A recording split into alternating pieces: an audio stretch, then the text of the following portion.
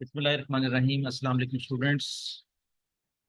Today we will continue our last understanding that we are discussing about the high and low method for the calculation of separation of fixed cost and variable cost from the mixed cost of any project or any expense. देखिए last time हमने discuss किया था कि there are four types of cost: variable cost, fix cost, semi variable cost और step fix cost. उसमें हमने तीसरी जो कॉस्ट डिस्कस की थी जिसमें हमने कहा था कि एक लफ्ज होता है मिक्स कॉस्ट या सेमी वेरिएबल कॉस्ट। एक ऐसी कॉस्ट जिसके अंदर दो किस्म के एलिमेंट्स पाए जाते हों, जिसे हम कह सकते हैं कि फिक्स कॉस्ट और वेरिएबल कॉस्ट। अगर ये दोनों इकट्ठे पाए जाते हों तो अगर हमें इन दोनों को अलग अलग करना पड़ जाए तो फिर किस तरह कैलकुलेट करते हैं, उसके लिए हम हाई एंड लो मेथड का सहारा लेते हैं। कल भी हमने हाई एंड लो मेथड के बारे में बात की थी और एक सवाल भी हल किया था। आज टेस्ट यूर अंडरस्टैंडिंग 7 जो है वो उसी सिलसिले की एक कड़ी है, उसको भी हम हल करते हैं और अपने कॉन्सेप्ट को मजीद स्ट्रेंथन करते हैं। तो मैं दोबारा बता देता हूँ अगेन कि मैं ACCA F2 की बुक यूज कर रहा हूँ और उसके अंदर चैप्टर नंबर 4 जो है उसका टेस्ट यूर अंडरस्टैंडिंग 7 हम सॉल्व करेंगे और अपना जो कॉन्सेप्ट है उसको मजीद स्ट्रेंथन करेंगे। तो फार्मूला ये था, सबसे पहला स्टेप ये था कि हम हाईएस्ट क्वांटिटी और हाईएस्ट कॉस्ट को ढूंढते थे। तो इस सवाल के अंदर जिस तरह आप स्क्रीन पर देख रहे हैं, इस सवाल के अंदर लिखा हुआ है कि एक आउटपुट का कॉलम है और एक टोटल कॉस्ट का कॉलम है। ठीक है, तो आउटपुट के कॉलम में जो हाईएस्ट क्वांटिटी है वो 50 है और जो लोएस्ट क्वांटिटी है वो 26 है। हमने क्या करना है, हमने हाईएस्ट क्वांटिटी के मुताबिक जिस तरह ये कॉस्ट दी हुई है 7,310 रुपये और लोएस्ट क्वांटिटी के सामने कॉस्ट दी हुई है 6,566 रुपये, हमने इनको यूज करते हुए अपना क्वेश्चन को हल करना है। तो सबसे पहले जो स्टेप था वो क्या था, identification of highest and lowest quantity and cost as well. तो ये पहला स्टेप हमने कर लिया। दूसरे स्टेप पे हम फार्मूला यूज करेंगे और फार्मूला क्या होता है, फार्मूला हमने यूज किया था variable cost per unit is equal to highest cost minus lowest cost divided by highest quantity minus lowest quantity. तो जब हम variable cost per unit highest cost को देखते हैं तो वो लिखेंगे हम 7,310 रुपये और लोएस्ट कॉस्ट लिखेंगे 6,566 रुपये। इन दोनों का डिफरेंस लेंगे और फिर उसके बाद हम कैलकुलेट करेंगे कि हाईएस्ट क्वांटिटी जो है हमारी 50 है और लोएस्ट क्वांटिटी हमारी 26 है। तो इसका मतलब ये हुआ कि अगर मैं इन दोनों का डिफरेंस लूँ तो ये डिफरेंस आएगा 744 रुपये। कॉस्ट का डिफरेंस आएगा 744 रुपये और क्वांटिटी का डिफरेंस आएगा 24। तो हम 744 को 24 पे तकसीम करेंगे तो वेरिएबल कॉस्ट रेट निकल आएगा 31। ये है हमारा वेरिएबल कॉस्ट पर यूनिट। ठीक है, अब हम तीसरे स्टेप में ये करेंगे कि फिक्स कॉस्ट को कैलकुलेट करेंगे और फिक्स कॉस्ट को कैलकुलेट करने का तरीका ये है कि हम चाहे हाईएस्ट क्वांटिटी चाहे लोएस्ट क्वांटिटी की जो है ना वो किसी एक फिगर को उठा लेंगे और उसके अमाउंट के जरिए हम फिक्स कॉस्ट कैलकुलेट करेंगे। फॉर एग्जांपल मैं हाईएस्ट क्वांटिटी उठाता हूँ और हाईएस्ट क्वांटिटी की कॉस्ट है 7,310 रुपये। इसके अंदर से फिक्स कॉस्ट कैलकुलेट करते हैं। तो फिक्स कॉस्ट कैलकुलेट करने का तरीकेकार ये है कि फार्मूला लिखेंगे total fix cost is equal to total cost, और टोटल कॉस्ट कितनी है 7,310, उसमें से माइनस करेंगे वेरिएबल कॉस्ट। तो वेरिएबल कॉस्ट कैलकुलेट करने का तरीकेकार क्या है कि जो हमारा आंसर आया था स्टेप 2 में 31, उसको मल्टीप्लाई कर देंगे 50 यूनिट्स के साथ तो हमारी टोटल वेरिएबल कॉस्ट आ जाएगी 1,550। ने क्या करना है, 7,310 में से 1,550 माइनस कर देंगे तो हमारी फिक्स कॉस्ट आ जाएगी 5,760 रुपये। ठीक हो गया। जब ये 5,760 रुपये आ जाएगा तो हम क्या करेंगे, ये हमारा फिक्स कॉस्ट का आंसर आ जाएगा। चौथे स्टेप में हम ये कैलकुलेट करेंगे, बल्कि हमें उसने चौथा स्टेप करने के बारे में कहा ही नहीं है। उसने सिर्फ यहीं पर इस सवाल खत्म कर दिया। वो कहता है कि using the high and low method analyse the total cost into fix cost and variable cost components. तो कहता है कि दोनों को अलग अलग कर दो तो हमारा जवाब क्या होगा, वेरिएबल कॉस्ट कितनी होगी 31 पर यूनिट और टोटल वेरिएबल कॉस्ट कितनी हो जाएगी 1,550 और फिक्स कॉस्ट की हो जाएगी 5,760। जी, अब वो बड़ा एक इंटरेस्टिंग सवाल और एक बड़ा बहुत ज्यादा नॉलेज वाला सवाल आपके साथ करेगा। वो कहता है कि अगर high and low method use करते हैं और उसमें स्टेप फिक्स कॉस्ट को कैलकुलेट करना होगा तो हम क्या करेंगे। वैसे तो इसमें काफी सारे जो है ना वो थ्योरेटिकल वर्ड्स लिखे हुए हैं, लेकिन मैं आपको बड़े आसान से तरीके से स्टेप फिक्स कॉस्ट को कैलकुलेट करना सिखा देता हूँ। एक इलस्ट्रेशन का सहारा लेते हैं और जी, इलस्ट्रेशन में डाटा लिखा हुआ है, an organization has the following total cost and 3 activity levels. Activity level क्या है, 4,000 यूनिट है, 6,000 यूनिट है और 7,500 यूनिट है। वो कहता है कि जी हर लेवल ऑफ एक्टिविटी पे हमारी कॉस्ट है 4,000 के लेवल पे हमारी कॉस्ट है 40,800, ठीक है। और 6,000 के लेवल पे हमारी कॉस्ट है 50,000 और 7,500 के लेवल पे है 54,800, ठीक है। अच्छा, फिर वो कहता है कि variable cost per unit is constant with in the activity range.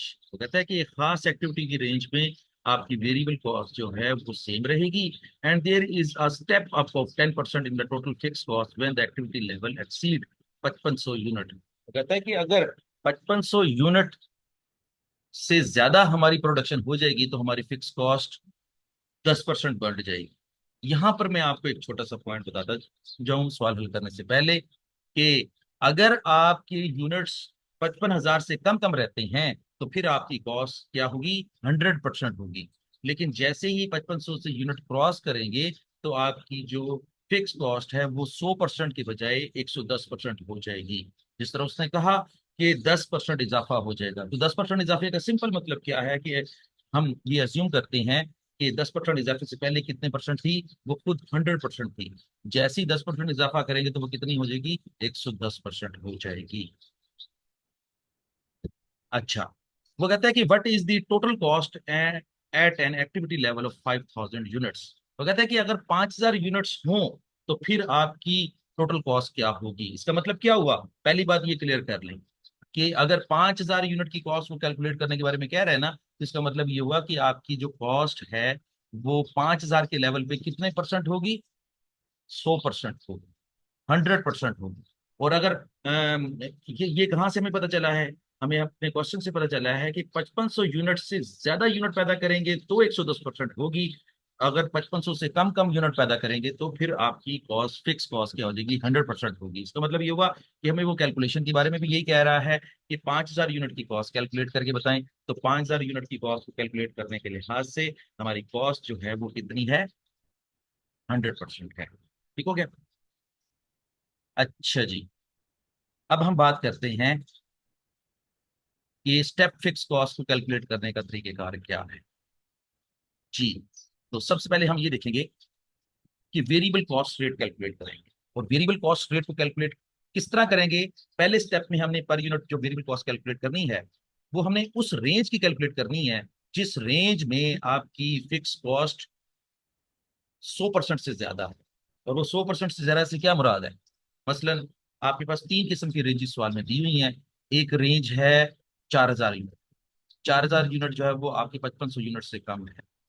एक रेंज दी हुई है 6,000 यूनिट, ये 6,000 यूनिट का मतलब ये है कि ये 5500 से ज्यादा है। अगर ये 5500 से ज्यादा है तो अभी हम पढ़ के आए हैं कि आपकी फिक्स कॉस्ट अगर 5500 यूनिट से ज्यादा होगी तो फिर 110% होगी। तो इसका मतलब क्या हुआ कि हमारे जो 6,000 यूनिट है इसके अंदर भी फिक्स कॉस्ट चार्ज हुई हुई है 110%, और 7500 के ऊपर तो वैसे ही जो है 110% फिक्स कॉस्ट चार्ज हुई हुई है।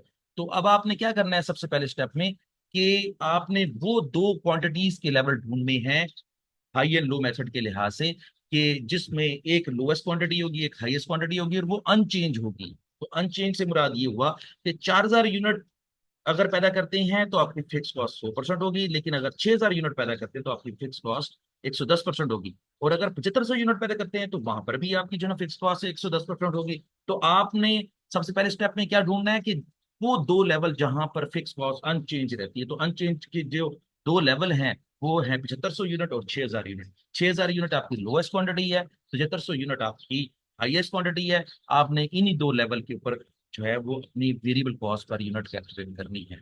और variable cost per unit calculate करने का फार्मूला क्या है कि highest cost minus lowest cost divided by highest quantity minus lowest quantity. जिस तरह सवाल में दिया हुआ है कि हाईएस्ट कॉस्ट जो है वो 54,800 है, लोएस्ट कॉस्ट आपकी 50,000 है, इसका डिफरेंस लेंगे और फिर 7500 और 6000 का डिफरेंस लेंगे, जो डिफरेंस आएगा उसको डिवाइड करेंगे तो आंसर आएगा आपका 3.2।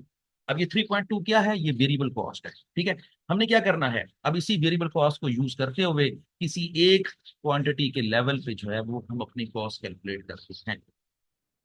और वो हमारी कॉस्ट क्या होगी, मसलन हमने कहा कि total fix cost above the 5500 unit. वो कहता है कि 5500 यूनिट से ऊपर जितनी भी कॉस्टें हैं जाहिर है वो 110% है। तो हम किसी एक लेवल को यूज करते हैं, जैसे सवाल में 7500 का लेवल है उसको यूज किया हुआ है। तो 7500 के लेवल पे टोटल कॉस्ट कितनी है, 54,800। उसमें से माइनस करेंगे 7500 जरा 3.2, तो ये मल्टीप्लाई करने के बाद 54,800 में से माइनस किया तो पता चला कि 30,800 क्या है आपकी फिक्स कॉस्ट है। अच्छा, अब जिस तरह मैंने पहले आपको बताया था कि ये जो 30,800 है ये फिक्स कॉस्ट है, तो ये कितने परसेंट के बराबर होगी, क्योंकि 6,000 यूनिट और 7500 यूनिट जो है ना वो इस लेवल पे आपकी फिक्स कॉस्ट 110% हो गई थी, तो ये 30,800 भी 110% के बराबर है। हमने इसको 100% पे कन्वर्ट करना है। सवाल ये पैदा होता है कि इसको 100% में कन्वर्ट क्यों करना है, तो इसलिए कन्वर्ट करना है क्योंकि उसने जो सवाल पूछा हुआ है वो 5,000 के लेवल पे, 5,000 क्वांटिटी के लेवल पे उसने फिक्स कॉस्ट कैलकुलेट करने के बारे में कहा है, और 5,000 के लेवल पे ही वेरिएबल कॉस्ट कैलकुलेट करने के बारे में कहा है। और जब इन दोनों को जमा कर देंगे तो फिर ये क्या बन जाएगा, टोटल कॉस्ट बन जाएगी। तो उसने 5,000 यूनिट की टोटल कॉस्ट पूछी हुई है। तो हम सबसे पहले अपनी जो मालूम की कॉस्ट है 30,800, इस कॉस्ट को हमने 5500 के लेवल से कम लेवल पे जाकर जो है वो कैलकुलेशन करनी है। और इसके कैलकुलेशन का फार्मूला क्या होता है, fix cost multiply by 100 divide by 110। तो आंसर आएगा आपका 28,000। ये 28,000 किस चीज को रिप्रेजेंट कर रहा है कि आपकी फिक्स कॉस्ट जो है वो 100% के लेवल पे 28,000 है, लेकिन 110% के लेवल पे कितनी है, 30,800।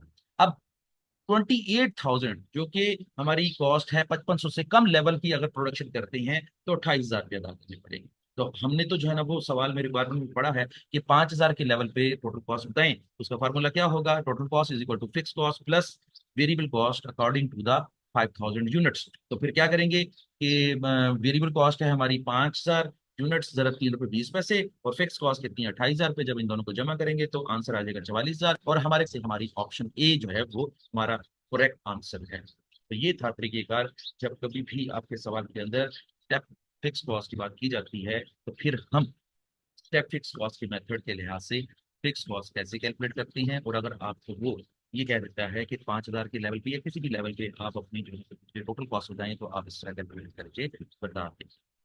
मुझे उम्मीद है कि आपको बात समझ आ रही होगी और मैंने इसको बड़े सहज तरीके से समझाने की कोशिश की है। अगर फिर भी अगर आपको समझ ना आई हो तो आप जी मैं अपना के लिहाज से कोई मसला हो तो आप इसको शेयर करो। तो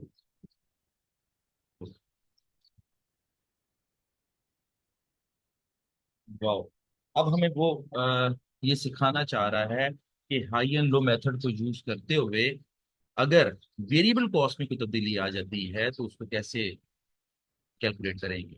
पहली बात तो ये ज़हन में रख लें कि वेरिएबल कॉस्ट में भी स्टेप कॉस्ट का कॉन्सेप्ट है। और वो स्टेप कॉस्ट का कॉन्सेप्ट क्या है कि अक्सर ऐसे होता है कि एक खास लेवल पे जाके आपकी जो वेरिएबल कॉस्ट पर यूनिट है वो फिक्स रहती है, और जैसे ही एक खास लेवल से आगे बढ़ते हैं तो चूंकि इकोनॉमीज ऑफ स्केल का कॉन्सेप्ट है, इकोनॉमीज ऑफ स्केल की दुनिया है, जैसे जैसे जो है वो आप ज्यादा प्रोडक्शन करते जाते हैं तो ज्यादा सेल होती है, ज्यादा सेल होती है तो आपकी प्रॉफिटेबिलिटी बढ़ती है, प्रॉफिटेबिलिटी बढ़ती है तो फिर आपको बल्क बेसिस पर रॉ मटेरियल खरीदने के ऊपर डिस्काउंट मिलता है। तो जब कभी भी आप ज्यादा यूनिट खरीदते हैं तो आपको आपका जो सप्लायर है वो आपको डिस्काउंट देता है। स्टेप वेरिएबल कॉस्ट का कॉन्सेप्ट भी कुछ इसी तरह ही है कि अगर आप एक खास लेवल से ज्यादा अगर रॉ मटेरियल खरीदते हैं तो खरीदने के ऊपर जो सप्लायर है वो आपको एक इंसेंटिव देता है, और इंसेंटिव के तौर पर आपको पर यूनिट कॉस्ट के लिहाज से कुछ डिस्काउंट देता है। तो जब कभी भी इस तरह की सिचुएशन पैदा हो जाती है तो फिर ऐसी सिचुएशन में हम उसको इस कॉन्सेप्ट को क्या कहते हैं, स्टेप वेरिएबल कॉस्ट। और स्टेप वेरिएबल कॉस्ट के अंदर अक्सर क्या होता है कि जैसे ही एक खास लेवल से आगे बढ़ते हैं, अगर हम कोई रॉ मटेरियल खरीद रहे हैं और उसकी तादाद से ज्यादा खरीदते हैं, पहले वाली तादाद से ज्यादा खरीदते हैं, तो फिर जो आपका सप्लायर है वो आपको डिस्काउंट देता है। इसका मतलब ये हुआ कि पहले के मुकाबले में जो नई वेरिएबल कॉस्ट होगी, अगर एक खास लेवल से बढ़ जाएंगे तो आपकी वेरिएबल कॉस्ट डिक्रीज कर जाएगी। फिक्स कॉस्ट के मामले में यही कॉस्ट बढ़ जाती है और वेरिएबल कॉस्ट के मामले में यही कॉस्ट घट जाती है। तो हम इस सवाल इस मेथड के लिहाज से भी एक सवाल करते हैं ताकि हमारे कॉन्सेप्ट जो है वो क्लियर हो जाए। मेथड तकरीबन वही होगा कि हमने ये देखना होगा कि कितने लेवल पे जाके आपकी जो है वो वेरिएबल कॉस्ट अनचेंज रहती है। जिस तरह हमने फिक्स कॉस्ट के लिहाज से ये देखा था कि फिक्स कॉस्ट एक खास लेवल से आगे जाएंगे तो फिक्स कॉस्ट बढ़ती है, लेकिन हमने वेरिएबल कॉस्ट के कॉन्सेप्ट में इसको उल्टा समझना है कि एक खास लेवल से जाके उसकी जो वेरिएबल कॉस्ट है वो कांस्टेंट रहती है, और एक खास लेवल से आगे जाएंगे तो वेरिएबल कॉस्ट डिक्रीज कर जाएगी। और यहाँ पर हमने ये देखना है कि हमारे पास अनचेंज लेवल क्या है। अनचेंज लेवल हमारा हमेशा वो होता है जहां पर दो क्वांटिटीज के दरमियान उसकी जो वेरिएबल कॉस्ट का जो रेट है वो अनचेंज रहता है। और अनचेंज का मतलब क्या है कि अगर फॉर एग्जांपल 100% है और बाद में आपकी वेरिएबल कॉस्ट डिक्रीज करनी है, तो फिर 100% को क्या कहेंगे, अनचेंज लेवल। और अगर वो ये कहता है, जैसे इस सवाल के अंदर मैं आगे सवाल देख रहा हूँ, इस सवाल के अंदर जो वेरिएबल कॉस्ट घट रही है तो वो कितने परसेंट घट रही है, वो ये सारी चीजें पढ़ते हैं और पढ़ने के बाद इस सवाल को हम हल करते हैं। जैसे इलिस्ट्रेशन नंबर 5 है सवाल के अंदर, the high and low method which changes in the variable cost the following information relate to the manufacture of product and LL in 2008। Quantities का लेवल दिया हुआ है 200, 300, 400। टोटल कॉस्ट का भी लेवल दिया हुआ है 7,000, 8,000 और 8600। और फिर वो कह रहा है for the output volume above 350, अगर आउटपुट लेवल 350 से बढ़ जाता है the variable cost falls by 10%। ले जी, जिस तरह मैंने कहा था वैसा ही हुआ कि अगर एक खास लेवल से प्रोडक्शन बढ़ जाती है तो फिर आपकी जो वेरिएबल कॉस्ट है वो 10% घट जाएगी। तो इसका मतलब ये हुआ कि अगर 350 से ज्यादा यूनिट प्रोड्यूस करेंगे तो आपकी वेरिएबल कॉस्ट अगर परसेंटेज वाइज देखें तो बिल्कुल बेजा नहीं होगा कि मैं उसको कहूंगा कि 100% से गिर के वो कहाँ पे आ गई है, 90% पे आ गई। ठीक हो गया। Note this fall applies to all units. वो कहता है कि जैसी जितनी जब भी हम 350 यूनिट से ज्यादा प्रोड्यूस करेंगे, हमारी जो कॉस्ट होगी वो सब पे अप्लाई होगी। अच्छा, note just the excess above 350। अच्छा, अब वो क्या कह रहा है, estimate the cost of producing 450 units of product LL in 2009। ले जी, वो कहना चाह रहा है कि मैं अगर 450 यूनिट पैदा करूं तो फिर मेरी टोटल कॉस्ट क्या होगी। पहली बात तो ये क्लियर कर लें कि टोटल कॉस्ट का फार्मूला आपको पता है, और वो क्या फार्मूला है कि fix cost plus variable cost up to the level of activity. अगर मैं ये कहूँ आपको कि टोटल कॉस्ट का फार्मूला ये है कि फिक्स कॉस्ट जमा लेवल ऑफ एक्टिविटी कितना है आपका 450, और पर यूनिट कॉस्ट सबसे पहले कैलकुलेट करेंगे, पर यूनिट कॉस्ट से मल्टीप्लाई करेंगे, और जो आंसर आएगा तो फिर वो आपकी टोटल कॉस्ट आ जाएगी। तो अब इस सवाल में सबसे पहले जो बात आपने देखनी है कि वो कौन कौन से दो लेवल ऑफ एक्टिविटीज हैं जहां पे आपकी वेरिएबल कॉस्ट सेम रहती है। तो जरा सोचें कि 350 यूनिट से ज्यादा यूनिट अगर प्रोड्यूस करेंगे तो फिर आपकी कॉस्ट घटेगी, और घट कितनी घटेगी, 10% घटेगी। और इसकी परसेंटेज हमने क्या एज्यूम करनी है, 350 के लेवल तक तो 100% रहेगी, 350 से जैसे ही बढ़ेगी तो वो 90% रह जाएगी। ठीक हो गया। तो अब मैं ये कह सकता हूं कि 200 के लेवल पे आपकी वेरिएबल कॉस्ट सेम रहेगी। क्या ख्याल है, अब आप भी सोचें इसके ऊपर। फिर मैंने कहा कि 300 के लेवल पे भी आपकी वेरिएबल कॉस्ट सेम रहेगी। क्या ख्याल है, आप भी सोचें। लेकिन अगर जैसे ही 400 यूनिट पैदा करते हैं तो आपकी वेरिएबल कॉस्ट जो है वो 10% घट घट होके 90% रह जाएगी। ठीक हो गया। अच्छा, अब हम ये देखते हैं कि दो लेवल ऑफ एक्टिविटीज हमें चाहिए थे। हाई एंड लो मेथड के लिए ऐसे दो लेवल ऑफ एक्टिविटीज चाहिए थे, एक हाईएस्ट लेवल, एक लोएस्ट लेवल। तो मैं हाईएस्ट लेवल क्या कहूंगा, 300 यूनिट, और लोएस्ट लेवल क्या कहूंगा, 200 यूनिट। ठीक है। और ये हमने क्यों इस तरह फैसला किया है, मैं एक दफा दोबारा देख करके फिर आगे चलता हूँ कि हमें हमें दो अनचेंज लेवल चाहिए थे। दो क्वांटिटीज की ऐसे लेवल चाहिए होते हैं जो कि अनचेंज रहें। तो 200 के लेवल पे और 300 के लेवल पे आपकी तो वेरिएबल कॉस्ट सेम रहेगी, इसलिए यही हमारा हाईएस्ट और लोएस्ट एक्टिविटी लेवल है। और अब हम क्या करेंगे, सबसे पहला स्टेप अप्लाई करेंगे, और पहले स्टेप में क्या करेंगे, स्टेप नंबर 1 जी हमने variable cost per unit calculate करना है। तो हाईएस्ट कॉस्ट कितनी है 8,000, लोएस्ट कॉस्ट कितनी है 7,000। अच्छा हाईएस्ट क्वांटिटी कितनी है 300, लोएस्ट क्वांटिटी कितनी है 200। अच्छा आप डिफरेंस ले लेते हैं, ऊपर से डिफरेंस लेंगे 8,000 माइनस 7,000 तो आंसर आएगा 1,000। नीचे से इसका क्वांटिटीज का डिफरेंस लेते हैं तो 300 माइनस 200 तो आंसर आएगा 100। अब हम 1,000 और को तकसीम करते हैं 100 पे, तो हमारा आंसर आ जाएगा 10 डॉलर। 10 डॉलर का मतलब है कि हमारी एक यूनिट की वेरिएबल कॉस्ट कितनी है 10 रुपए। और फिर मैं ये भी बता दूं साथ आपको, ताकि आपको जो है ये बात याद रहे कि 200 और 300 के लेवल पे आपकी वेरिएबल कॉस्ट 10 रुपए है। लेकिन जैसे ही आप जो है वो दो 350 से ज्यादा यूनिट प्रोड्यूस करेंगे तो आपकी वेरिएबल कॉस्ट कितनी हो जाएगी मैं आपको बताता हूँ। 10 रुपए का 10% कैलकुलेट करते हैं तो वो बनता है 1 रुपया या 1 डॉलर। ठीक है, 10 रुपए आपकी वेरिएबल कॉस्ट है। जैसे ही 350 से अगर आप प्रोडक्शन बढ़ाएंगे तो 10% घट जाएगी। तो घटने का मतलब क्या है, 10 रुपए में से 1 रुपये माइनस करें, आपकी वेरिएबल कॉस्ट कितनी रह जाएगी 9 रुपया। तो इसका मतलब ये हुआ कि अगर 350 यूनिट से कम पैदा करेंगे तो 9 रुपये वेरिएबल कॉस्ट होगी, और अगर 350 यूनिट से ज्यादा पैदा करेंगे तो आपकी वेरिएबल कॉस्ट 9 रुपये हो जाएगी। अच्छा, फिर अब वो क्या पूछ रहा है कि 450 यूनिट की टोटल कॉस्ट बताएं। तो टोटल 450 यूनिट की टोटल कॉस्ट कैलकुलेट करने से पहले हमने ये देख लेते हैं कि हमारी फिक्स कॉस्ट क्या है। चलें, फिक्स कॉस्ट कैलकुलेट करने का फार्मूला ये है कि 200 के लेवल पे या 300 के लेवल पे किसी एक लेवल पे आप जो है ना वो टोटल कॉस्ट पहले टोटल कॉस्ट में से जो है ना वो फिक्स कॉस्ट मालूम कर लें। मसलन मैं 300 के लेवल पे जो है ना वो बैठ के आपको फिक्स कॉस्ट बता देता हूँ। तो टोटल कॉस्ट कितनी होगी 300 के लेवल पे 8,000 रुपये। इसमें से आप इसकी वेरिएबल कॉस्ट माइनस करते हैं तो वेरिएबल कॉस्ट कितनी बनेगी 300 यूनिट जरब 10 रुपए, 3,000 रुपये वेरिएबल कॉस्ट है। 8,000 में से 3,000 माइनस करते हैं, बाकी फिक्स कॉस्ट कितनी रह जाती है 5,000। अब इस 5,000 को आपने यूज करके एक नई कॉस्ट कैलकुलेट करनी है, और वो कॉस्ट किस लेवल पे कैलकुलेट करनी है हमारे सवाल के मुताबिक 450 यूनिट की टोटल कॉस्ट कैलकुलेट करने के लिए हमने यूज करनी है। चलें, तो 450 यूनिट की टोटल कॉस्ट क्या होगी, total cost is equal to fix cost plus variable cost according to the 450 units. तो हमारे पास फिक्स कॉस्ट पहले से आई हुई है। फिक्स कॉस्ट कितनी होगी 5,000 जमा 450 की वेरिएबल कॉस्ट की होगी 450 जरब 9 करेंगे तो आपका आंसर आ जाएगा 4,050। फिक्स कॉस्ट कितनी आ जाएगी आपकी 4,950।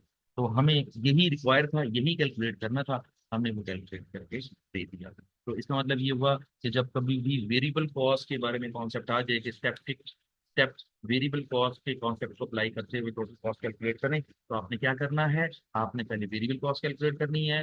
फिर आपने एक खास लेवल से ज्यादा प्रोडक्शन करने पर वेरिएबल कॉस्ट में डिस्काउंट हासिल करना है। डिस्काउंट हासिल करने के बाद आपकी वेरिएबल कॉस्ट हट जाएगी। वेरिएबल कॉस्ट जब हट जाएगी तो फिर आपने क्या करना है, आपने उस कम वेरिएबल कॉस्ट के साथ एक्सपेक्टेड जो प्रोडक्शन है वो उस खास लेवल से ज्यादा प्रोडक्शन करने पर जो आपने टोटल कॉस्ट कैलकुलेट करनी है कैलकुलेट करनी है। मुझे उम्मीद है कि आपको ये भी समझ आ गया होगा स्टेप वेरिएबल कॉस्ट का कॉन्सेप्ट। और ये याद रखें कि क्वेश्चन, ये वाले जो क्वेश्चंस हैं जो कि स्टेप वेरिएबल कॉस्ट और स्टेप फिक्स कॉस्ट, ये आमतौर पर एक बहुत टेक्निकल और बहुत जबरदस्त एक टेक्निक के तौर पर जो है ना इसको जाना जाता है। और मेरी ये अंडरस्टैंडिंग भी है और मेरी जो है ना एक्सपीरियंस भी है कि क्वेश्चन जो ये वाले क्वेश्चन है ये पेपर के अंदर टेस्ट किए जाते हैं। चलें जी, अब हमारे पास एक और सवाल है, टेस्ट योर अंडरस्टैंडिंग एट। अब हमने इस सवाल के अंदर दोनों कॉन्सेप्ट्स ट्राई करने हैं। मुझे उम्मीद है कि आपको ये सवाल करने में बहुत मजा आएगा और आपको अपना ये वाला टॉपिक बहुत अच्छे तरीके से आपको समझ आ रहा होगा, और आप ये वाले टॉपिक्स करके बहुत खुशी महसूस भी कर रहे होंगे कि आपकी एक बहुत अच्छी तैयारी का सिलसिला शुरू हो गया है, और आपने पेपर के पॉइंट ऑफ व्यू से बड़ी अच्छी तैयारी करनी शुरू कर दी है। तो चलें आए देखें टेस्ट योर अंडरस्टैंडिंग एट, और उसमें डाटा क्या है, the total cost incurred in 2003 at various output levels in a factory have been measured as follows। तो कहता है कि एक क्वांटिटी का कॉलम है और एक टोटल कॉस्ट का कॉलम है। क्वांटिटी के कॉलम में जो है वो हाईएस्ट क्वांटिटी 50 है और लोएस्ट क्वांटिटी 26 है। हाईएस्ट क्वांटिटी के सामने देखें तो आपकी टोटल कॉस्ट दी हुई है 7,310 रुपये, और लोएस्ट क्वांटिटी के सामने कॉस्ट दी है 6,566 रुपये। आपने इन्हीं दोनों को सिर्फ यूज करना है, दरमियान की किसी भी फिगर से आपका कोई ताल्लुक नहीं है, आपने सिर्फ इन्हीं को उठाना है। अच्छा, एक छोटी सी चीज याद करवाने के लिए मैं आपसे पूछ भी लेता हूँ और आपसे डिस्कस भी कर लेता हूँ कि जब वो कहता है कि 50 यूनिट की कॉस्ट 7,310 रुपये है, तो क्या ये आप मुझे बता सकते हैं कि 7,310 में क्या क्या चीजें शामिल? वेरी गुड, जल्दी जल्दी बताएं आप। यस, वेरी गुड, बहुत अच्छा जवाब है। तो जवाब ये है कि 7,310 के अंदर फिक्स कॉस्ट भी शामिल है और वेरिएबल कॉस्ट भी शामिल है। और 26 के अंदर भी 6,566 के अंदर फिक्स कॉस्ट भी शामिल है और वेरिएबल कॉस्ट भी शामिल है। ठीक हो गया। चलें अब हम क्वेश्चन को फर्दर पढ़ते हैं। वो कहता है कि जी व्हेन आउटपुट इज 80 यूनिट्स और मोर, वो कहता है कि अगर 80 यूनिट है प्रोडक्शन या 80 से ज्यादा प्रोडक्शन है, another factory unit must be rented and fixed cost therefore increase by 100%। तो कहता है कि अगर अगर अगर आपने प्रोडक्शन 80 यूनिट से बढ़ा दी, तो आपको एक और जो है वो गोदाम किराए पर लेना पड़ेगा और उसका किराया अदा करना पड़ेगा। और उसका किराया कितना होगा? पहले के मुकाबले में 100% बढ़ जाएगा। तो मैं अगर इसको सिंपल वर्ड में कहना चाहूँ, तो पहले के मुकाबले में डबल हो जाएगा। पहले भी 100% है, और वो कह रहा है कि आखिरी लाइन पढ़ के देखें जरा, rented unit must be rented and fixed cost therefore increase by 10%। increase by का मतलब होता है कि 100% मजीद बढ़ जाएगा, इतनी अमाउंट से मजीद बढ़ जाएगा। तो इसका मतलब क्या हुआ? पहले भी 100% होगा, ठीक है, अब भी 100% बढ़ गया, तो अब कितना रेंट हो जाएगा? 200%। और 200% का मतलब क्या होता है? Double rent. ठीक हो गया। अच्छा जी, अब वो कहता है कि variable cost per unit is forecast to rise by 10% in 2004। वो कहता है कि जी अगर 80 यूनिट से ज्यादा यूनिट प्रोड्यूस किए, तो आपकी वेरिएबल कॉस्ट भी 10% बढ़ जाएगी। ये बात ज़हन में रखनी है आपने। अगर आपने 80 यूनिट से ज्यादा यूनिट प्रोड्यूस किए, तो आपकी इस दफा वेरिएबल कॉस्ट बढ़ेगी। पिछले सवाल के अंदर हमने देखा था कि जी अगर प्रोडक्शन बढ़ाएंगे तो वेरिएबल कॉस्ट घट जाएगी, तो इस सवाल में वो कह रहा है कि बढ़ जाएगी। होगी कोई वजह, लेकिन मैं बता देता हूँ आपको कि इसकी वजह क्या है। कि आने वाले अरसे में मे भी इसका इसके इन प्राइसेस के ऊपर इन्फ्लेशन का इफेक्ट हो, और इन्फ्लेशन के इफेक्ट की वजह से इनको रॉ मटेरियल महंगा मिल रहा हो। तो इन्फ्लेशन के इफेक्ट की वजह से, रॉ मटेरियल महंगा मिलने की वजह से आपकी वेरिएबल कॉस्ट बढ़ जाएगी। जब वेरिएबल कॉस्ट बढ़ जाएगी, तो आपने भी अगर 80 यूनिट से ज्यादा प्रोडक्शन की, तो आपको वेरिएबल कॉस्ट ज्यादा अदा करनी पड़ेगी। अब आपने दो चीजें नोट कर ली होंगी सवाल के अंदर, दो नई चीजें, कि अगर 80 यूनिट से ज्यादा प्रोडक्शन करेंगे तो फिक्स कॉस्ट डबल हो जाएगी, और वेरिएबल कॉस्ट जो है वो 100% के मुकाबले में 110% हो जाएगी। अब वो आपसे क्या पूछ रहा है? सवाल वही है जो मैंने पहले हल करवाया है, बस आपने जो है थोड़ा सा गौर से इस सवाल को हल करना है। वो कहता है calculate the estimated total cost of producing 100 units in 2004। वो कहता है कि जी आप 100 यूनिट की कॉस्ट कैलकुलेट करके बताएं कि 2004 में 100 यूनिट की कॉस्ट जो है वो 2004 में क्या होगी। अब जरा देखें, हम सबसे पहले तो हम अ, ऐसा लेवल ढूंढते हैं जहां पर हमारी कॉस्ट अनचेंज रहे। तो ये याद रखें कि हमने अनचेंज लेवल बताऊं क्या लेना होता है।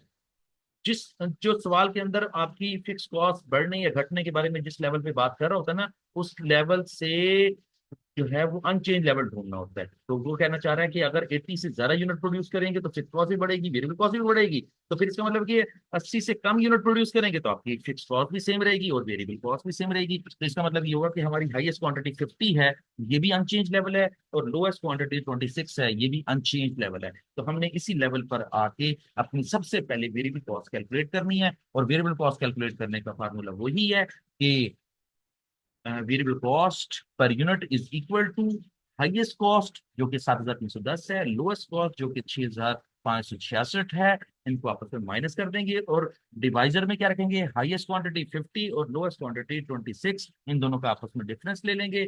इन दोनों का डिफरेंस कितना आएगा? 24। और हाईएस्ट कॉस्ट और लोएस्ट कॉस्ट का डिफरेंस आएगा 7,310 माइनस 6,566, डिफरेंस आ जाएगा 744। 744 को तकसीम कर देंगे हम 24 से, तो आंसर आ जाएगा 31। हमारी वेरिएबल कॉस्ट जो है वो कितनी है? 31 है। इसी के जरिए हम पहले फिक्स कॉस्ट कैलकुलेट कर लेते हैं, और फिर इसी के जरिए हम वेरिएबल कॉस्ट भी मालूम कर लेते हैं। चलें जी, मैं 50 के लेवल पे जाके आपको फिक्स कॉस्ट पहले कैलकुलेट करना सिखा देता हूँ। पहले हालांकि सीखी भी हुई है, लेकिन फिर भी हम रिपीट कर लेते हैं। Fix cost is equal to total cost minus variable cost. तो फिक्स टोटल कॉस्ट कितनी है? 7,310। 7,310 में से वेरिएबल कॉस्ट माइनस करें, तो वेरिएबल कॉस्ट बनती है 50 यूनिट ज़रब 31 रुपए।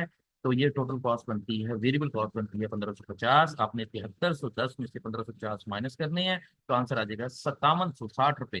5760 रुपये आपकी फिक्स कॉस्ट आ जाएगी। अब हम इसी फिक्स कॉस्ट को जो है ना वो यूज करते हुए हम याद से और सवाल को समझते हुए ये देख रहे हैं कि हमें उसने कहा है कि मुझे 100 यूनिट की 100 यूनिट की जो है ना वो टोटल कॉस्ट बताएं। तो 100 यूनिट की टोटल कॉस्ट बताने के लिए क्या करेंगे, दोनों बातें याद रखनी है कि 80 यूनिट से अगर ज्यादा यूनिट प्रोड्यूस करेंगे तो फिक्स कॉस्ट डबल हो जाएगी, और 80 यूनिट से ज्यादा प्रोड्यूस करेंगे तो वेरिएबल कॉस्ट 100% की बजाय 110% हो जाएगी। तो सबसे पहले तो हम ये देख लेते हैं कि अगर फिक्स कॉस्ट डबल होगी तो कैसे डबल होगी। हमने क्या करना है, fix cost, new fix cost का नाम लिखना है। New fix cost is equal to, मैं फॉर्मूला लिख पा रहा हूँ, new fix cost is equal to old cost multiply by 200 divide by 100। एक तो तरीकेकार ये है आपको नई फिक्स कॉस्ट कैलकुलेट करने का। तो ये क्या होगा, 5760 ज़रब 200 तकसीम 100 करेंगे तो आंसर आ जाएगा 11,520 रुपये। ठीक है, ये 11,520 रुपये आपकी डबल फिक्स कॉस्ट है। ठीक हो गया। अच्छा जी, अब हम ये कैलकुलेट करते हैं कि हमारी वेरिएबल कॉस्ट क्या होगी। तो वेरिएबल कॉस्ट भी 10% बढ़ रही है। अगर हमारी वेरिएबल कॉस्ट पहले थी 31 रुपए, तो फिर क्या लिखेंगे, new variable cost is equal to old variable cost multiply by 110% divided by 100%। तो आंसर आ जाएगा 31 मल्टीप्लाई बाई 1.1 डिवाइडेड बाई 100%। तो ये आंसर आ जाएगा 34.10।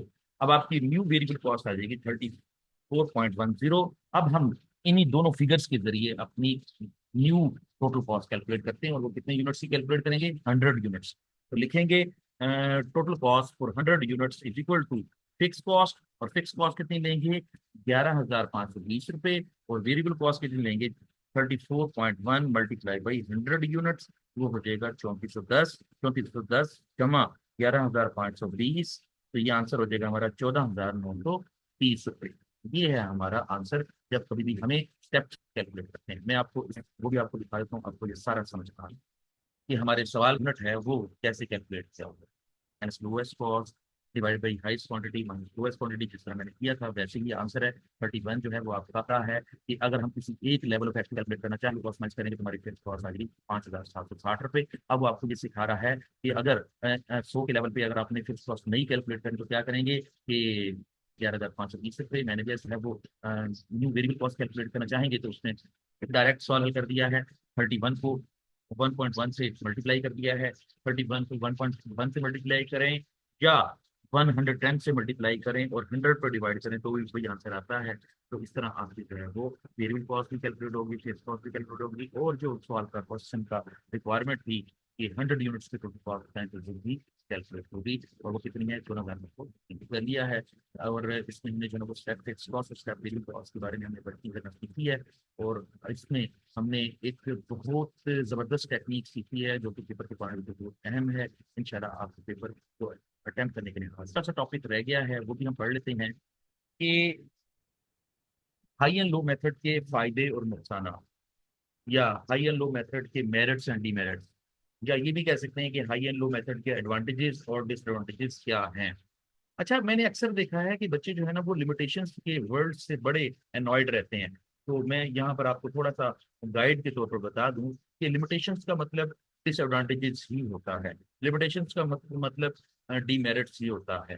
तो आप इसको लिमिटेशंस को जो है ना वो डीमेरिट्स के कॉन्सेप्ट के लिहाज से ही पढ़ा करें तो फिर आपको जल्दी समझ आते हैं। तो देखें, इसमें 4 किस्म के जो है ना वो बुलेट्स दिए हुए हैं जो कि जो है वो हाई एंड लो मेथड के फायदे और नुकसान की बात कर रहे हैं। वो कहता है कि फायदा तो इसका सबसे बड़ा यही है कि इसको कैलकुलेट करना बहुत आसान है, और इसके जरिए कॉस्ट को कैलकुलेट करना बहुत आसान है। The main advantage of the high and low method is that it is easy to understand and easy to use. वो कहता है इसको कैलकुलेट करना भी आसान है, इसको समझना भी आसान है, और इसको यूज करना भी आसान है। ये तो है सबसे बड़ा फायदा। अब हम इसके एक ही फायदा है, लेकिन इसके जो है ना वो डिसएडवांटेजेस या लिमिटेशंस जो है ना वो 4 हैं, उसको भी हम डिस्कस कर लेते हैं ताकि ये वाला टॉपिक हमारा मुकम्मल हो जाए। और मैं आपको बता दूं, आपने इस बात को गौर से सुनना है कि इस तरह के सवाल आपके जो है वो डिस्क्रिप्टिव के तौर पर जो है ना वो आ जाते हैं, 2 नंबर 3 नंबर हत्ता के 4 नंबर तक के भी सवाल आपके आते हैं। तो आपने ये वाला टॉपिक छोड़ना नहीं है, और अगर आप छोड़ेंगे तो फिर आप अपने साथ खुद ही नुकसान वाला सौदा करेंगे। आप ये चीज़ों को जो है ना वो अच्छी तरीके से किया करें, ताकि आपके कॉन्सेप्ट भी अच्छे हों और पेपर के अंदर आपके मार्क्स भी अच्छे आए। और मैं तो ये समझता हूँ कि जो लोग ज्यादा रीडिंग करते हैं और जो लोग ज्यादा जो है ना वो अंडरस्टैंड करके थ्योरीज और कॉन्सेप्ट्स पढ़ते हैं, उन्हीं लोगों को जो है ना वो कामयाबी मिलती है। और जो लोग जो है ना वो शॉर्टकट्स अपनाते हैं, जो लोग जो है ना वो समझते हैं कि हम जो है वो किसी ना किसी तरीके से कोई गैस से या किसी किस्म की जो है ना वो इंपॉर्टेंट क्वेश्चन कर लेंगे, जो कि जो है ना क्लास में जो है ना वो खास तौर पर डिस्कस किए जाते हैं, तो हम पास हो जाएंगे। तो पास होना जरूरी नहीं है। यहाँ पर चूंकि आप प्रोफेशनल अकाउंटेंट बनने जा रहे हैं, प्रोफेशनल अकाउंटेंसी की तालीम हासिल करने जा रहे हैं, तो आप यहाँ पर शॉर्टकट्स जो है ना वो ढूंढना बंद करते हैं। मैंने अक्सर देखा है कि बच्चे इसलिए नाकाम हो जाते हैं कि वो सारा सेमेस्टर या सारा जो है ना वो टेन्योर टर्म पूरा पढ़ते हैं, लेकिन आखिरी दिनों में जाके सिर्फ इंपॉर्टेंट क्वेश्चन करते हैं, जिसकी वजह से वो फेल हो जाते हैं। तो प्रोफेशनल अकाउंटेंसी जो बॉडीज होती हैं, वो जितना भी सिलेबस बनाती हैं, सारे सिलेबस में से पेपर जो है वो करती हैं, और सारे सिलेबस में से पेपर को ट्राई करती हैं और बनाती हैं और कंपोज करते हैं। लेकिन स्टूडेंट्स क्या करते हैं कि जी इंपॉर्टेंट टॉपिक्स कर लेते हैं, वो कहते हैं कि जी चले हम पास हो जाएंगे, लेकिन वो उस तरह पास होने के भी काबिल नहीं होते। तो आपसे मेरी रिक्वेस्ट है कि आप हमेशा जब कभी भी प्रोफेशनल अकाउंटेंसी की तालीम हासिल करें, तो उसमें आप टू जो है वो थ्योरी को पढ़ें, डिटेल से थ्योरी को पढ़ें, और उसमें ज्यादा से ज्यादा चांसेस होते हैं कि आपके एमसीक्यू जो है वो अटेम्प्ट हो जाते हैं। और मुझे उम्मीद है कि अगर मेरे स्टूडेंट जो इस वक्त मुझसे एफसीए में पढ़ रहे हैं, अगर वो थ्योरी जिस तरह मैं पढ़ा रहा हूँ अगर वो इस तरह कर लें, तो उनका जो पेपर है, बल्कि उनके पेपर में कामयाबी के बजाय उनको मेरिट स्कॉलरशिप और कैश प्राइज के तौर पर भी जो है ना वो काफी सारी चीजों से नवाजा जाएगा। ये मेरी इंशाल्लाह ये दुआ भी है, और मेरी जो है ना ये एक्सपेक्टेशन भी है कि अगर बच्चे इस तरह करें तो वो कामयाब होंगे। चलो जी, सबसे पहला नुकसान देखते हैं। सबसे पहले लिमिटेशन देखते हैं कि हाई लो मेथड की सबसे पहले लिमिटेशन क्या है। It realize on historical cost data and assume the data can reliably predict future cost। वो कहता है कि जी सबसे बड़ा इसका जो लिमिटेशन है वो ये है कि हम पास्ट डाटा को बुनियाद बना करके हम हाई एंड लो मेथड को यूज करके फ्यूचर की कॉस्ट को कैलकुलेट करते हैं। यही इसकी सबसे बड़ी लिमिटेशन है कि हम हमारे पास पास्ट डाटा होता है, और पास्ट डाटा जो होता है वो किसी किसी भी हालात में गुजर करके बना होता है। या तो फिर चीजों की कीमतें बहुत ज्यादा होती हैं या बहुत कम होती हैं, ठीक है, पास्ट में दो एक्सट्रीम हो सकती हैं। और या फिर जो है वो हालात जो है वो इन्फ्लेशन के होते हैं, या हालात अनएम्प्लॉयमेंट के होते हैं। तो मुख्तलिफ हालात की वजह से जो है ना वो जो डाटा हमारा होता है उसी की बुनियाद पर हम क्या करते हैं, उसको प्रिडिक्ट करते हैं, उसकी पेशन गोई करते हैं, और फ्यूचर के लिहाज से एस्टिमेट करते हैं कि हमारी कॉस्ट क्या होगी। तो यही इसका सबसे बड़ा ड्रॉबैक है कि पास्ट डाटे को ध्यान में रखकर हम प्रिडिक्ट करते हैं। दूसरा नुकसान या दूसरी limitation, it assume that activity levels are the only factor affecting the cost. वो उसने सिर्फ यही एज्यूम कर लिया है कि एक्टिविटी लेवल्स ही जो है वो कॉस्ट को अफेक्ट करते हैं। हालांकि और भी बहुत सारे फैक्टर हैं जो कि कॉस्ट को अफेक्ट करते हैं, और बहुत सारे ऐसे फैक्टर भी हैं जो कि जो है ना वो कॉस्ट को बढ़ने या घटने का बायस बनते हैं। जैसे डिमांड एंड सप्लाई की बुनियाद पर भी जो है ना वो कॉस्ट कम या ज्यादा होती है, ठीक है। इन्फ्लेशन की बुनियाद पर भी कम या ज्यादा होती है। उसकी यूटिलाइजेशन के ऊपर भी जो है ना वो डिपेंड करता है कि कॉस्ट बढ़ेगी या घटेगी। तो ये तो सिर्फ क्वांटिटीज की बुनियाद पर तो ऐसे नहीं होता। तो इस मेथड में तो सिर्फ क्वांटिटीज की बुनियाद पर ही जो है ना वो कॉस्ट को प्रिडिक्ट करना सिखाया गया है। तो ये भी इसका एक ड्रॉबैक है। तीसरी बुलेट ये कहती है it uses only to values. बहुत जबरदस्त उसने लिमिटेशन डिस्कस की है। तो कहते हैं कि सिर्फ वो हाईएस्ट और लोएस्ट लेवल को ही यूज करते हुए वो सारी की सारी कैलकुलेशन करता है, और बाकी सारी की सारी ग्राफिकल जो फिगर्स हैं, क्वांटिटीज हैं, उसको इग्नोर कर देता है। तो ये भी बहुत बड़ी लिमिटेशन है, जिसकी वजह से वो ये कह सकता है कि दरमियान वाली जितनी भी चीजें हैं उसको इग्नोर करने से क्या पता रिजल्ट्स में भी डिफरेंट होते, लेकिन वो हाईएस्ट और लोएस्ट क्वांटिटीज को यूज करता है। तो ये भी एक बहुत बड़ा ड्रॉबैक है, बाकियों को इग्नोर कर दिया जाता है। और आखिरी बुलेट वो कहता है कि बल्क डिस्काउंट में available for the purchase resources in large quantities. वो कहता है कि डिस्काउंट तो इसी बुनियाद पर मिलता है ना कि अगर लार्ज क्वांटिटीज खरीदें, और अगर हम लार्ज क्वांटिटीज नहीं खरीदना चाहते तो फिर हमें डिस्काउंट नहीं मिलेगा। तो इसका मतलब ये है कि ये वाला जो हाई एंड लो मेथड है वो स्टेप फिक्स कॉस्ट और स्टेप वेरिएबल कॉस्ट का जो कॉन्सेप्ट है वो सिर्फ इसी की बुनियाद पर डेवलप कर रहा है कि अगर हाईएस्ट क्वांटिटी खरीदेंगे तो ही डिस्काउंट मिलेगा, और अगर हाईएस्ट क्वांटिटी नहीं खरीदेंगे तो डिस्काउंट नहीं मिलेगा। जिसकी वजह से क्या होगा कि जो लोएस्ट क्वांटिटीज वाले जो सप्लायर हैं उनको भी फायदा नहीं होगा, और जो लोएस्ट क्वांटिटी वाले जो परचेजर हैं उनको भी फायदा नहीं होगा। तो इसका मतलब ये हुआ कि इस मेथड के अंदर जो है ना वो ऐसे ड्रॉबैक्स हैं जो कि जो है ना वो ये बता सकते हैं कि ये मेथड को इतना ज्यादा ऑथेंटिकेटेड मेथड नहीं है जो कि जो है ना वो हमारी कॉस्ट को, फ्यूचर की कॉस्ट को प्रिडिक्ट कर सके। ये थे 4 बुलेट्स जो कि जो है वो लिमिटेशंस की थी, और एक बुलेट जो है वो इसके मेरिट्स की थी, फायदों की थी। ये मुझे उम्मीद है कि आपको समझ भी आ गई होगी और आपने जो है ना इसको प्रूव भी कर लिया होगा, याद भी कर लिया होगा, और अपने पेपरों तक इसको याद भी रखेंगे। और मेरी ख्वाहिश ये है कि आप सिर्फ और सिर्फ पेपरों तक याद न रखें, बल्कि अपने कॉन्सेप्ट को बिल्ड करें। और जब आप एक क्वालिफाइड अकाउंटेंट बन जाएं और आप किसी भी बॉडी के सामने जो है ना इंटरव्यू के लिए जाएं, तो आप अपने बोलने के स्टाइल से, अपने नॉलेज से और अपनी शख्सियत से लोगों को इम्प्रेस करें कि मेरे पास जो नॉलेज है वो मैंने एक बहुत अच्छे इदारे, जो कि मैंने ICMA पाकिस्तान से हासिल किया है, और मैं अपने आप को साबित करूंगा कि मैंने एक अच्छे इदारे से और एक क्वालिटी एजुकेशन हासिल करके आया हूँ। मुझे उम्मीद है कि आप इन बातों पर अमल करेंगे और ICMA अपना और अपने माँ बाप का नाम रोशन करें। चलें, आज इतना ही काफी है। कल हम एक नए टॉपिक के साथ और नए जज्बे के साथ और एक नए अ, वलवले के साथ जो है वो टॉपिक के साथ आएंगे। आज का टॉपिक जो है वो अच्छी तरीके से दोबारा भी करेंगे, और अच्छे तरीके से जो है वो एग्जाम के लिए अपनी प्रेपरेशन भी करेंगे। चलें जी, ठीक है, ओके, अल्लाह हाफिज, मिलते हैं कल।